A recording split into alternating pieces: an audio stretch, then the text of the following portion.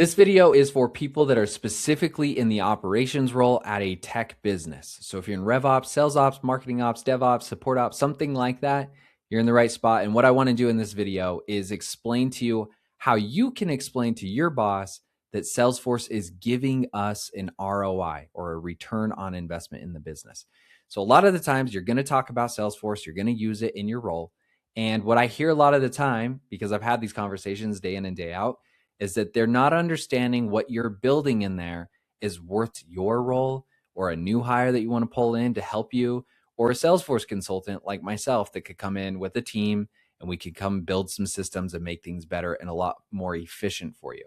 Now, when we're trying to get that budget, when we want to work with a new client, my team comes in, it's very difficult sometimes to try to showcase this ROI that we're talking about. They don't understand that if they spend 10 grand a month with us, what are we going to get in return? And how do I know that that actually helps our business?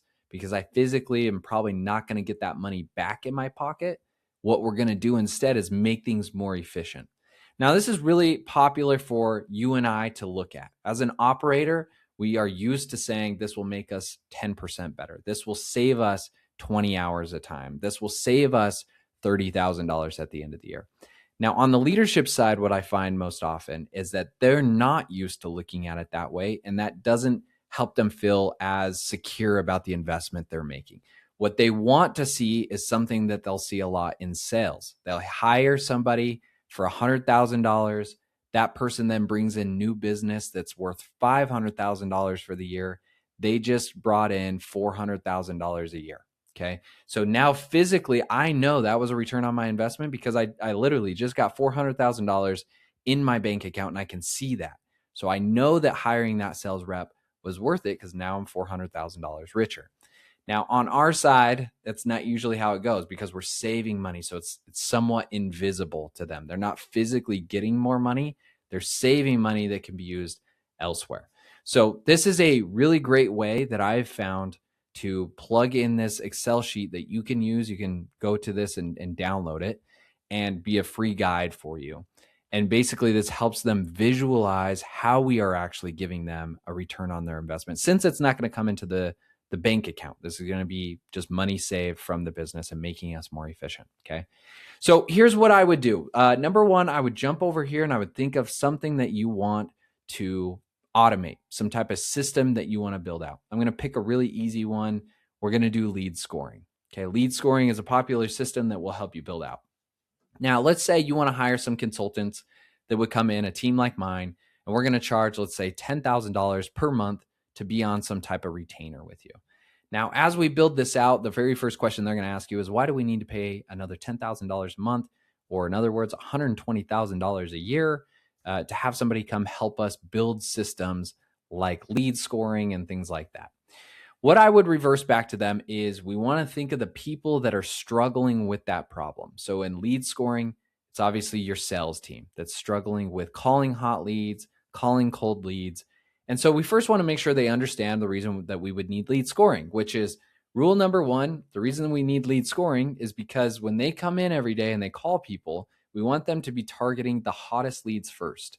We want them to make contact with them and have a higher rate of us closing that the sooner we can call that hot lead because they're interested in buying, yada, yada, yada. And that's the reason we want them to call those people.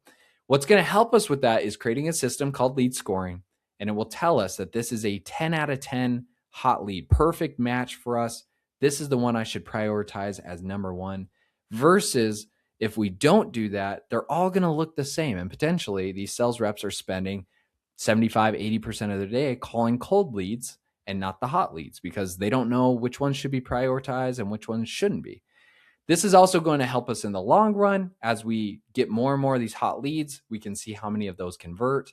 And if we're converting a lot of them, we can go back upstream to the marketing team and say, hey, keep doubling down on Facebook leads because that's giving us all those hot leads that are converting all the time for us. So let's drop the other channels.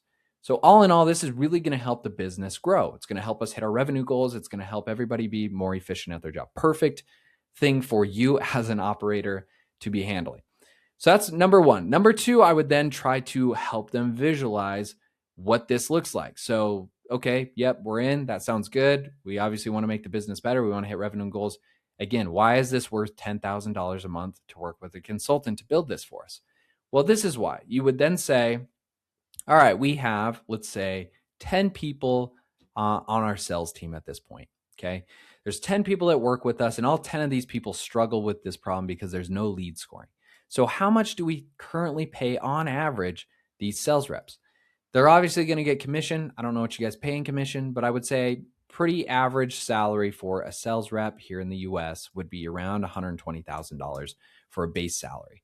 So we're going to type in their salary of $120,000. Then we're going to type in the next thing down here so that we can see this in an annual view, how much money we can save the company by doing this per year. So weeks worked per year, there's 52 weeks in the year. Pretty standard for everybody to at least get 2 weeks off for PTO throughout the year. You obviously might give a little bit more, but we'll go with the standard industry, and that's going to be 50 weeks a year. So we have 50 weeks in the year that they're going to be working, and obviously they're probably going to be working more than this, depending on their role and the stage right now of your startup. But we'll put it in as 40 since that's also what's a standard working week here in the US. Now, what that's going to do for you is spit this number out. This is now going to tell you their breakdown of what they get paid by the hour. The reason we want to know by hour is so that we can do the rest of our calculations, because now we know if Ben jumps into Salesforce every day and he wastes potentially an hour, 2 hours a day trying to figure out if the lead is qualified, following up with the wrong people, emailing the wrong people, trying to get their information through things like Zoom Info or LinkedIn if he's doing it manually, or Clay or something to that nature. He's spending all this extra time that doesn't need to be spent if we just had a lead score and it told him, hey, this is a lead that you should call and it's verified. So we're going to then guess or ask. If I were you, I would sit down with one of the sales reps. Let's say his name's Ben. I would sit down with Ben and watch him through his day for one day. Okay, great. So I'm going to shadow you to some degree. How much time do you actually spend? Where do you go? What do you click on? What are you looking for when these leads come through every day? And then you're going to calculate how much time that takes him per day. In this situation, let's just say it's 2 hours out of the 8 hours per day that he's spending kind of fumbling around to figure out if this lead's qualified and get their information and yada, yada, yada, and if he should call them. Okay. So we'll go 2 hours. That's now going to multiply the $60 an hour by 2. So we now know that that's $120 that we're spending every day per sales rep on this bad system that we have now in the business. We also have to add up how many sales reps that are doing this. Now, I said at the beginning, let's say you have a team of 10. If you have a team of 10, we need to multiply by all of those people. So this actually is going to spit out to $1,200 per day that is being wasted. And again, this is helpful for the leadership to see, because in their mind, this isn't something that they're really seeing back in their pocket. It's not like we can take $1,200 and put it back in their pocket, but it is being wasted. We are using that because it is labor that is being exerted by that team, and it's just going towards a mess, right? They really don't need to be spending those 2 hours if we were to implement this new system. This also tells them how much time per day out of their full workday is being wasted. So another one that's kind of harder to put an ROI on, but it's how much effort they can be putting in the day. If they have 8 hours of work with us and 25% of their time goes towards nonsense, then you also can showcase that. If we were to reverse that conversation and say, if we could increase their potential workforce by 25%, how many more sales could we get? How many more sales could we convert? How many more leads could we be working on, right? Number's kind of hard to put something on, but it is worth mentioning to them because this is a valid number to say 25% of the time is going towards waste. All right, now at the end here, this is what is getting spit out. If we have a team of 10, they're wasting 2 hours a day. They get paid the standard rate, which is 120 grand in base salary, not their commission. This is what the number would spit out to every single year, $421,000 that is getting wasted, that we are just spending. Now, again, this isn't going to go back in their pocket if we change it. It will in a different way. They would have more budget at the end of the year to allocate towards something else, but it's not that we're physically giving you back 421 in physical cash, right? And that's the part that they sometimes struggle with when I've had these conversations. But this alone, right? If this is just one project that we're going to be doing that you're spending 10, 15 grand a month on for somebody to come into your business and do, like I said, 120, $150,000 a year that you're spending on a team. So when we come in, we also have a project manager, we have a developer, we have a consultant, we have an architect, we have a business analyst, right? So all these people come in as a team for you to build these systems. Well worth the 120, because even if we subtract that off, you're still making, right, a ton more than what you're spending. And that's kind of the point of this. You're still going to have $300,000 after you spend it on somebody like us. So this helps to have those conversations. I'm not going to take it much further than this. I just want to make a quick tip, helpful video for you on this, how I've tried to navigate these conversations myself. And again, like I said, I've just noticed this is a common problem that I often see, and I've had to go through a lot myself talking with leadership, just because this isn't always visualized for them. So it makes it hard to understand why we're going to be spending that kind of money. So if you want this template, like I said, it is free. You can come here. I'll also have a link in the description below in this video for you so that you can have a copy of this. Use this however you would like to in your next conversation with the leadership, as well as some of these automation ideas in case these things are something you're trying to brainstorm right now and bring out.